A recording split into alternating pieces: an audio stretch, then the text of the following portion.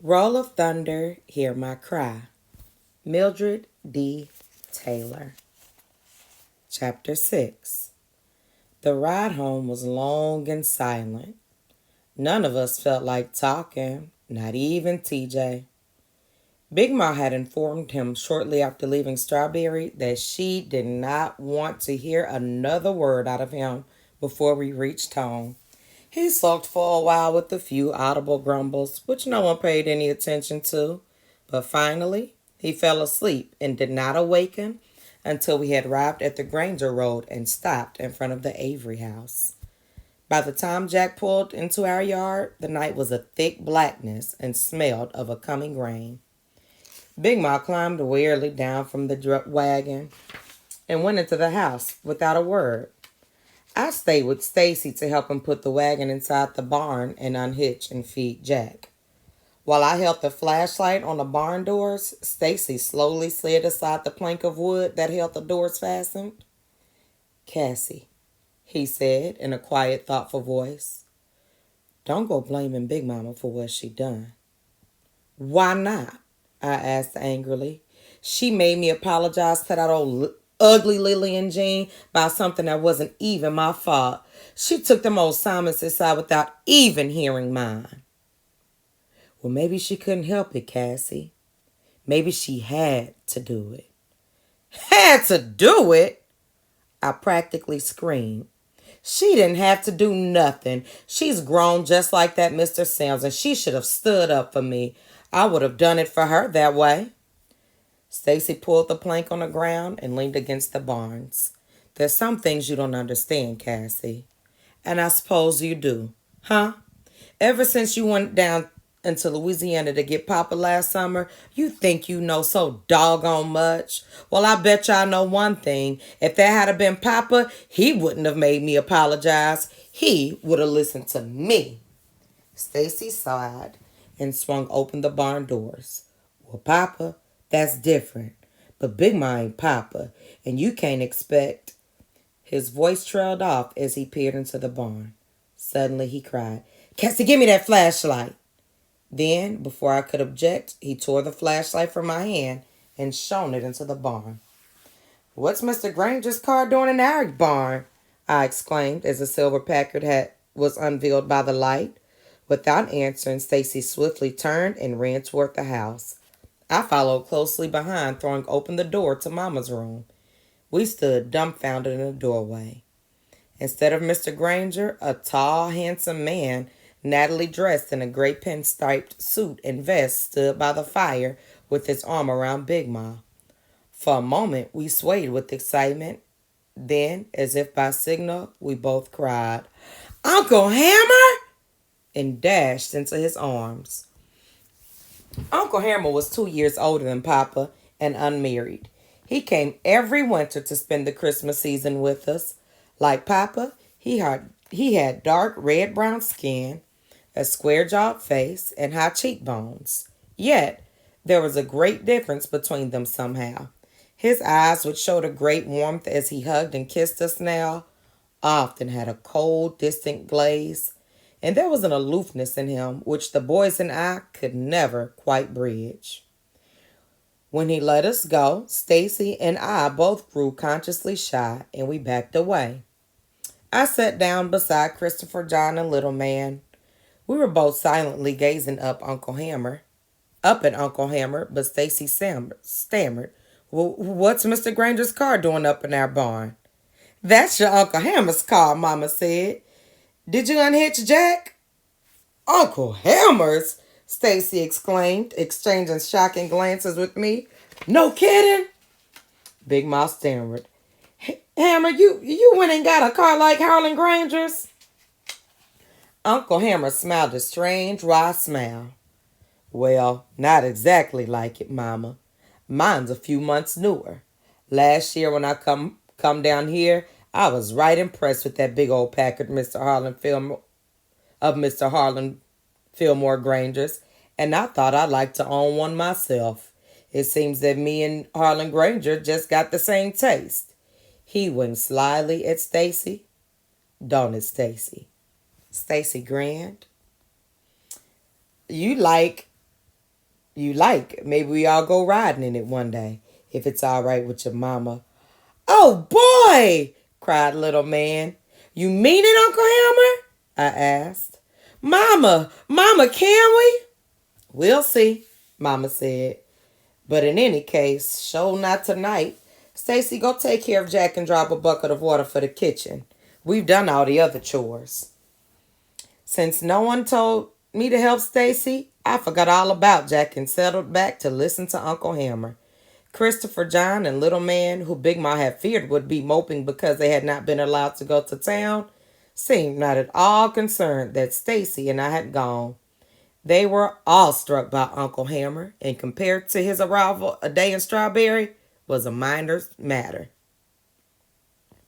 For a while, Uncle Hammer talked only to Mama and Big Ma, laughing from deep down inside himself, just like Papa. But then, to my surprise, he turned from them and addressed me.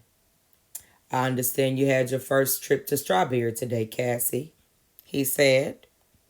What did you think? Big Ma stiffened. But I was pleased to have this opportunity to air my side of the Strawberry affair.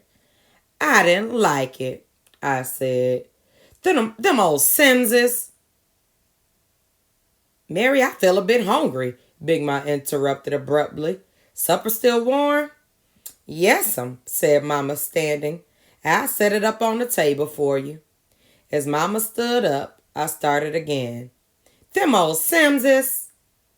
Let Cassie get it, Mary, said Big Ma nervously. You must be tired. I looked strangely at Big Ma, then at Mama. Oh, I don't mind, said Mama, headed for the kitchen. Go ahead, Cassie, and tell your uncle all about Strawberry. That old Lillian Jean Sims made me so mad I could just spit. I admit that I bumped into her, but that was because I was thinking about old Mr. Barnett waiting on everybody else in that old store before he waited on us. Jim Lee Barnett? Asked Uncle Hammer, turning toward Big Mama. That old devil still living? Big Ma nodded mutely, and I went on. But I told him he shouldn't have been around here waiting on everybody before he got to us. Cassie! Big Ma exclaimed, hearing this bit of news for the first time. Uncle Hammer laughed. You told him that? Yes, sir, I said softly, wondering why he was laughing. Oh, that's great. Then what happened? Stacy made me leave, and Mr. Barnett told me I couldn't come back no more, and then I bumped into that confounded Lillian Jean, and she tried to make me get off the sidewalk, and then her daddy came along, and he... Big Ma's eyes grew large, and she whispered hoarsely, Cassie, I don't think. And he twisted my arm and knocked me off the sidewalk, I exclaimed, unwilling to muffle what Mr. Sims had done. I glanced triumphantly at Big Mama, but she wasn't looking at me. Her eyes, frightened and nervous, were on Uncle Hammer. I turned and looked at him too. His eyes, dark, had narrowed to thin, angry slits. He said, He knocked you off the sidewalk, Cassie? A grown man knocked you off the sidewalk? Yes, sir. This Lillian Jean Sims, her daddy wouldn't be Charlie Sims, would it? Yes, sir. Uncle Hammer grasped my shoulders. What else did he do to you? Nothing, I said, frightened by his eyes, except that he wanted me to apologize to Lillian Jean because I wouldn't get in the road when she told me to. And you did it? Big Ma said I had to. Uncle Helmer released me and sat very still. No one said a word. Then he stood slowly, his eyes icing into that cold, distant way they could, and he started towards the door, limping slightly on his left leg. Christopher, John, Little Man, and I stared after him, wonderingly. Big Ma jumped up from her chair, knocking it over in her haste, and dashed after him. She grabbed his arm. Let it be, son, she cried. That child ain't hurt. Not hurt? You look into her eyes and tell me she ain't hurt. Mama came back from the kitchen with Stacy behind her. What is it? She asked, looking from Big Ma to Uncle Hammer to me. Charlie Sims knocked Casey off the sidewalk in Strawberry, and the child just told Uncle Hammer, said Big Ma in one breath, still holding on to Uncle Hammer's arm. Charlie Sims knocked Cassie off the sidewalk in Strawberry, and the child just told Uncle Hammer, said Big Ma in one breath, still holding on to Uncle Hammer's arm. Oh, Lord, Mama groaned. Stacy, get Mr. Morrison, quick now. As Stacy sped from the room, Mama's eyes darted to the shotgun over the bed, and she edged between it and Uncle Hammer. Uncle Hammer was watching her, and he said quietly, Don't worry, I ain't got to use David's gun. I got my own gun. Suddenly, Mama lunged to the door, blocking it with her slender body. Hammer, now you listen to me. But Uncle Hammer gently but firmly pushed her to one side and, brushing Big Ma from his arm, opened the door and bounded down the steps into the light rain. Little man, Christopher John, and I dashed to the door as Big Ma and Mama ran after him. Get back inside, Mama called over her shoulder, but she was too busy trying to grab Uncle Hammer to see to it that we obeyed, and we did not move. Hammer, Cassie's all right, she cried. Don't you go making no unnecessary trouble. Unnecessary trouble? You think my brother died and I got my leg half blown off in their German war to have some redneck knock Cassie around anytime it suits him? If I'd have knocked his girl down, you know what would have happened to me? Yeah, you know all right. Right now, I'll be hanging from that oak tree over yonder. Let go of me, Mary. Mama and Big Ma could not keep him from reaching the car, but just as the Packard roared to life, a huge figure loomed from the darkness and jumped into the other side of the car. And the car zoomed angrily down the drive into the blackness of the Mississippi night. Where'd he go? I asked as Mama slowly climbed the steps. Her face under the glow of the lamp was tired, drained. He went up to the Simses, didn't he, Ma? Didn't he, Mama? He's not going anywhere, Mama said, stepping aside and waiting until both Big Ma and Stacy were inside. Then she locked the door. Mr. Morrison'll bring him back, said Christopher John confidently, although he looked somewhat bewildered by all that had happened. If he don't, said little man ominously, I bet your Uncle Hammer will teach that old Mr. Sims a thing or two around here hitting on my Cassie. I bet you he knocks his block off, I said. Mama's gaze blazed down upon us. I think little mouths that have so much to say must be very tired. No, ma'am, Mama, we ain't. Go to bed. Mama, it ain't, but... Mama's face hardened, and I knew that it would be in my best interest to argue no further. I turned, and as I did as I was told, Christopher John and Little Man did the same. When I got to my door, I asked, Ain't Stacy coming? Mama glanced down at Stacy sitting by the fire. I don't recall his mouth working so hard. Do you? No, I muttered and went into the room. After a few minutes, Mama came in. Without a word of reprimand, she picked up my clothes from where I had tossed them at the foot of the bed, and absently draping them over the back of her chair, she said, Stacy tells me you blame Big Ma for what happened today. Is that right? I thought over her question and answered, Well, not for all of it. Just for making me apologize to that old dumb Lillian Jean Sims. She oughtn't have done that, Mama. Papa wouldn't have. I don't want to hear what Papa would have done, Mama snapped, or what Mr. Morrison would have done, or Uncle Hammer.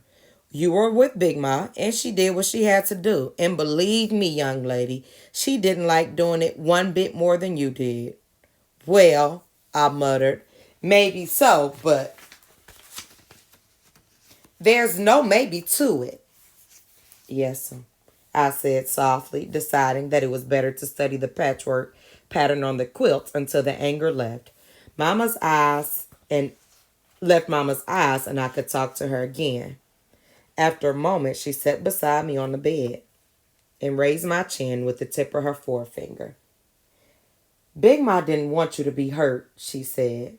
That was the only thing on her mind, making sure Mr. Sims didn't hurt you. Yes'm, I, I murmured, then flared. But Mama, that Lillian Jean ain't got the brains of a flea. How come I gotta go around here calling her Miss? Like she grown or something? Mama's voice grew hard. Because that's the way of things, Cassie. The way of things, I said wearily. Baby, you had to grow up a little. You had to grow up a little today. I wish, well, no matter what I wish, it happened. And you have to accept the fact that in the world outside this house, things are not always as we would have them to be. But Mama, it just ain't fair. I didn't do nothing to that confounded Lillian Jean. How come Mr. Sims went and pushed me like he did? Mama's eyes looked deeply into mine, locked into them. And then she said in a tight, clear voice, because he thinks Lillian Jean is better than you are, Cassie. And when you, that old scrawny chicken leg snaggletooth cross, Cassie! Mama did not raise her voice, but the quiet force of my name silenced me.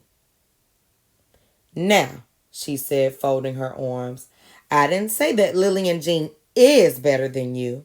I said Mr. Sims only thinks she is. In fact, he thinks she's better than Stacy or Little Man or Christopher John. Just 'cause she's his daughter? I asked, beginning to think Mr. Sims was touched in the head. No, baby, it's 'cause she white. Mama's hold tightened on mine. Then I exclaimed, ah, shoot, white ain't nothing. Mama's grip did not lessen. It is something, Cassie. White is something just like black is something. Everybody born on this earth is something. And nobody, no matter what color is, better than anybody else. You hear me? Then how come Mr. Sims don't know that? Because he's one of those people who has to believe that white people are better than black people to make himself feel big. I stared questioningly at Mama, not really understanding. Mama squeezed my hand and explained further. You see, Cassie, many years ago when our people were first bought from Africa and changed to work as slaves in this country, like Big Ma's mama and papa? Mama nodded. Yes, baby, like Papa Luke and Mama Rachel, except they were born right here in Mississippi. But their grandparents were born in Africa, and when they came there were some white people who thought it was wrong for any people to be slaves. So the people who needed slaves to work in their fields and the people who were making money bringing slaves from Africa preached that black people weren't really people, like white people were. So slavery seemed like it was all right. They also said that slavery was good for us because it taught us to be good Christians, just like the white people. She sighed deeply, her voice fading into a distant whisper. But they didn't teach us Christianity to save our souls, but to teach us obedience.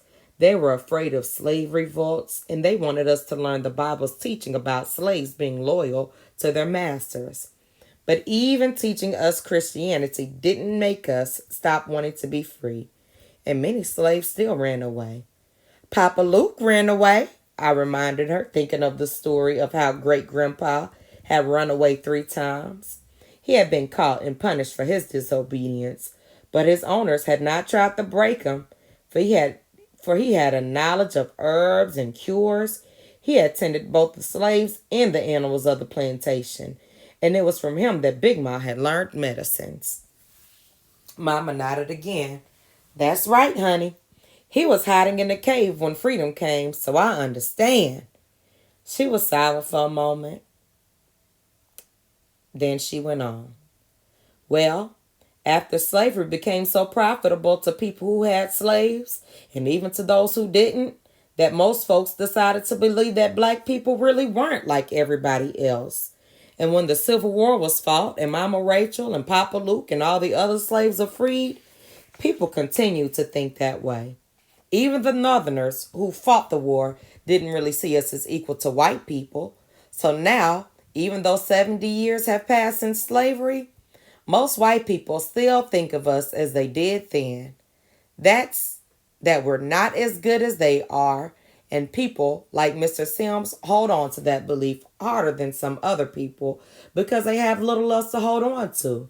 For him to believe that he is better than we are makes him think that he's important simply because he's white.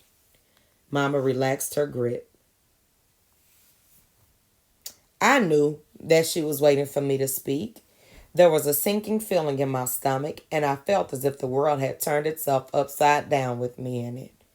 Then I thought of Lillian Jean, and a surging anger gurgled upward, and I retaliated. Well, they ain't. But I leaned closer to Mama anxiously, hoping that she would agree with me.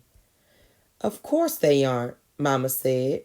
White people may demand our respect, but what we give them is not respect, but fear. What we give to our own people is far more important because it's given freely. Now, you may have to call Lily and Jean Miss because the white people say so, but you'll also call our own young ladies at church Miss because you really do respect them. Baby, we have no choice of what color we're born, or who our parents are, or whether they're rich, or whether they're poor. What we do have some choice over is what we make of our lives once we're here. Mama cupped my face in her hands, and I pray to God that you'll make the best of yours. She hugged me warmly, then and motioned me under the covers. As she turned the lamp down, I asked, Mama, Uncle Hammer, if Mr. Morrison can't stop him, what'll happen? Oh, Mr. Morrison will bring him back. But just what if he can't and Uncle Hammer gets to the Sims? A shadowy fear fleeted across her face, but disappeared with the dimming light. I think you've done enough growing up for one day, Cassie, she said, without answering my question. Uncle Hammer will be here, all right? Now go to sleep. Mama had been right about Uncle Hammer. When I awoke the next morning and followed the smell of frying ham and bacon and biscuits in the kitchen, there he sat at the table drinking coffee with Mr. Morrison. He was unshaven and looked a bit bleary-eyed, but he was all right. I wondered if Mr. Sims looked so good. I didn't get a chance to ask because as soon as I said good morning, Mama called me into her room, with a tub of hot water waiting by the fireplace. Hurry up, she said. Uncle Ham's going to take us to church. In his car? Mama's brow furrowed. Well, I just don't know. He did say something about hitching Jack. My smile faded, but then I caught the teasing glint in her eyes, and she began to laugh. Ah, Mama, I laughed, and I splashed into the water. After my bath, I went into my room to dress. When I rejoined Mama, she was combing my hair, which fanned her head like an enormous black halo. She was combing her hair, which fanned her head like an enormous black halo.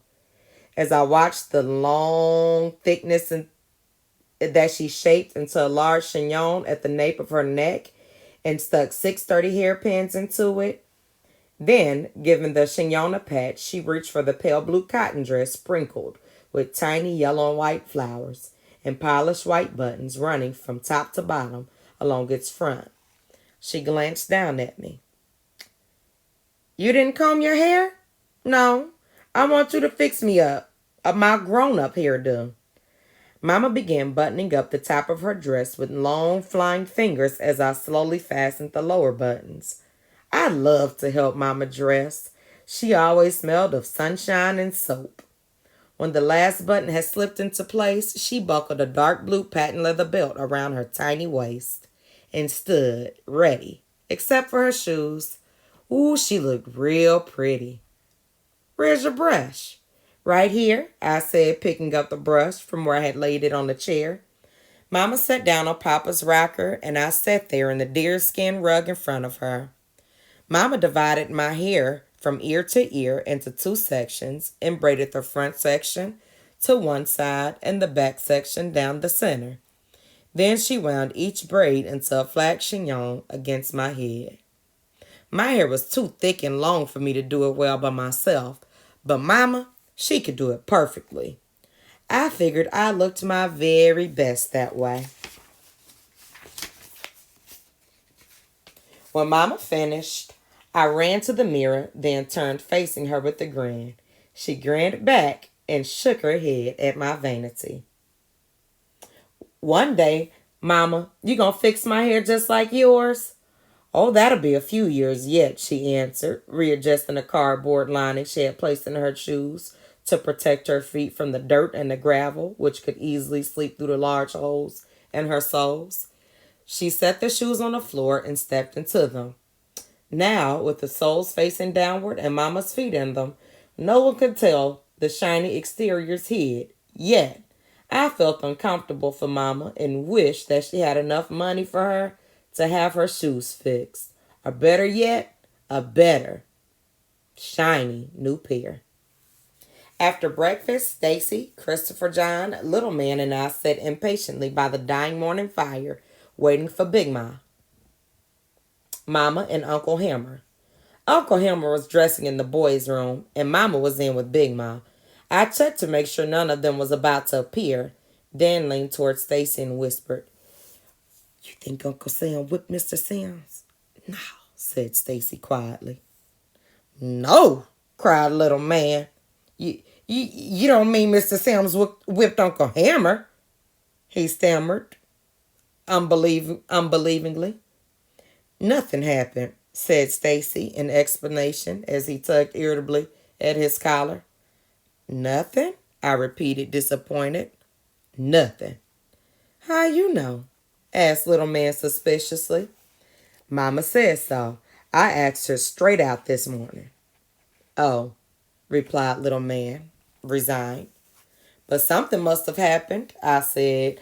"I mean, Uncle Hammer and Mr. Morrison look like they haven't even been to bed. How come they look like that if nothing happened?" "Mama said Mr. Morrison talked all night to Uncle Hammer, talked him tired and wouldn't let him go up to the Simses." "Ah, shoot!" I exclaimed, my dream of revenge against the Simses vanishing as Stacy talked. I propped my elbows on my knees, then settled my head in my upraised hands and stared into the glowing embers. A burning knot formed in my throat, and I felt as if my body was not large enough to hold the frustration I felt, nor deep enough to drown my rising anger. "It ain't fair," Christopher John sympathized, patting me lightly with his pudgy hands. "Sure ain't," agreed Little Man. "Cassie," Stacy said softly. At first, I didn't look at him, thinking he would go away and say what he had to say. But when he didn't, I turned toward him. He leaned forward secretively, and automatically Christopher John and Little Man and me did the same. "Y'all better be glad nothing happened," he said in a whisper, "'cause I heard Big Ma tell Mama last night that if Mr. Morrison didn't stop Uncle Hammer might get killed." "Killed?" we echoed as the fire sputtered and died. "Who do that?" I cried. "None of them puny Simses." Stacy started to speak, but then Mama and Big Mama entered, and he cautioned us into silence. When Uncle Hammer joined us, freshly shaven and in another suit, the boys and I put on our coats and headed for the door. Uncle Hammer stopped us. "Stacy, that the only coat you got, son?" he asked. Stacy looked down at his faded cotton jacket. Everyone else did too. The jacket was too small for him, but that was obvious, and compared to Little Man's and Christopher John's and mine's, it was admittedly in sadder shape. Yet, we were all surprised that Uncle Hammer would ask about it, for he knew as well as anyone that Mama had to buy our clothes in shifts, which meant that we each had to wait our turn for our new clothes. Stacy looked up at Mama, then back at Uncle Hammer. "Yes, sir," he answered. Uncle Hammer stared at him, then waving his hand, ordered, "Take it off." Before Stacy could question why, Uncle Hammer disappeared into the boys' room. Again, Stacy looked at Mama. You better do like he says, she said. Uncle Hammer returned with a long box store-wrapped in shiny red Christmas paper and a fancy green ribbon. He handed the package to Stacy. It was supposed to be your Christmas present, but I think I'd better give it to you now. It's cold out there. Gingerly, Stacy took the box and opened it. A coat! Cried little man joyously, clapping his hands. Ooh, it's wool, Mama said reverently. Go ahead, Stacy. Try it on now, son. Stacy eagerly slipped on the coat. It was much too big for him, but Mama said that she could take up the sleeves and that he would grow into it in another year. Stacy beamed down at the coat, then up at Uncle Hammer. A year ago, he would have shot into Uncle Hammer's arms and hugged him thanks. But now, at the manly age of 12, he held out his hand, and Uncle Hammer shook it. Come on, we better get going, said Mama. The morning was gray as we stepped outside, but the rain had stopped. We followed the path of the bedded rocks that led to the barn, careful not to slip into the mud, and got into the Packard, shining clean and bright from the washing Uncle Hammer and Mr. Morrison had given it after breakfast. Inside the Packard, the world was a wine-colored luxury. The boys and I in the back ran our hands over the rich felt seats, tenderly fingering the fancy door handles and window knobs, and peered down amazed at the plush carpet peeping out on either side of the rubber mats. Mr. Morrison, who was not a church-going man, waved goodbye from the barn, and we sped away. As we drove into the school grounds and parked at the people milling in front of the church, turned, staring at the Packard. Then Uncle Hammer stepped from the car, and someone cried, Well, I'll be doggone. That boy is our Hammer. Hammer Logan. And in a body, the crowd engulfed us. TJ ran up to Miss Mo Turner and little Willie Wiggins to admire the car. It's Uncle Hammer, said Stacy proudly. But before the boys could sufficiently admire the car, Mama and Big Ma shooed us toward the church for service. It was then that TJ noticed Stacy's new coat. Uncle Hammer gave it to him, I said. Ain't it something? TJ ran his long fingers over the lapels and shrugged. It's all right, I guess, if you like that sort of thing. All right, I cried, indignant as his casual reaction to the coat. Boy, that's the finest coat you ever did lay your eyes on, and you know it. TJ sighed. Like I said, it's all right if you like looking like a fat preacher. Then he and little Willie and Mo laughed and went on inside. Stacy looked down at his coat with its long sleeves and its wide shoulders. His smile faded. He don't know what he's talking about, I said. He's just jealous, that's all. I know it, snapped Stacy sourly. As we slid into the pew in front of TJ, TJ whispered, Here comes the preacher. Then he leaned forward and said, snarling, How you do, Reverend Logan? Stacy turned on TJ, but I poked his arm. Mama's looking, I whispered, and he turned back around. After church, as TJ and the others looked longingly at the car, Mama said, Stacy, maybe TJ wants a ride. Before Stacy could reply, I spoke up hurriedly. No, Mama. No, ma'am. Mama. He said he got something he got to do. Then under my breath, so that I could not be guilty of a lie, I added, He got to walk home like he always do. That'll teach him, little man whispered. Yeah, agreed Christopher John, but Stacy sulked by the window and said nothing. The sun was out now, and Uncle Hammer suggested we take a real ride before going home. He drove us the full 22 miles up to Strawberry by way of Jackson Road, one of two roads leading to the town.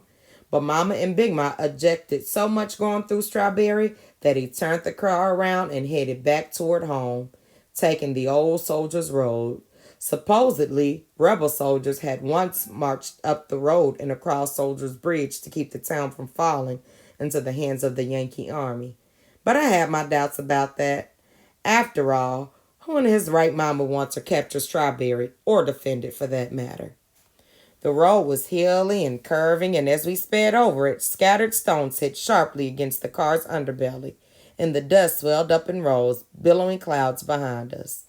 Little man, Christopher, John, and I shrieked with delight each time the car's underbelly and the dust swelled up in the rolls of billowing clouds behind us.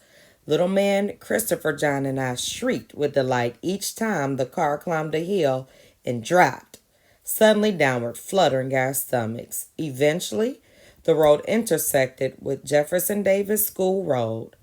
Uncle Hammer stopped the car in the intersection and, leaning his right arm heavily over the steering wheel, motioned languidly at the Wallace store. "Got me a good mind to burn that place out," he said. "Hammer, hush that old kind of talk," ordered Big Ma, her eyes growing wide. "Me and John Henry and David grew up together, and John Henry and me even fought in their war together. What good is that? A black man's life ain't worth the life of a cow fly down here." "I know that, son, but that kind of talk gets you hung, and you know it." Mama touched Uncle Hammer's arm. "There might be another way, Hammer. Like I told you, now don't go do something foolish. Wait for David. Talk to him."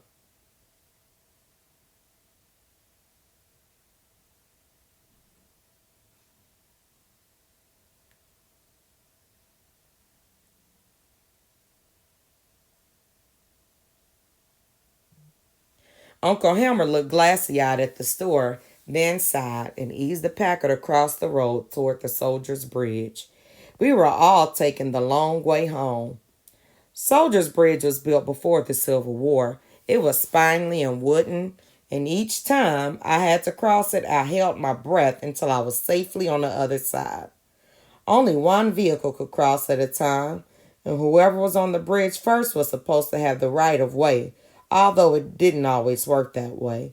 More than once, when I had been in the wagon with Mama or Big Ma, we had to back off the bridge when a white family started across after we were already on it.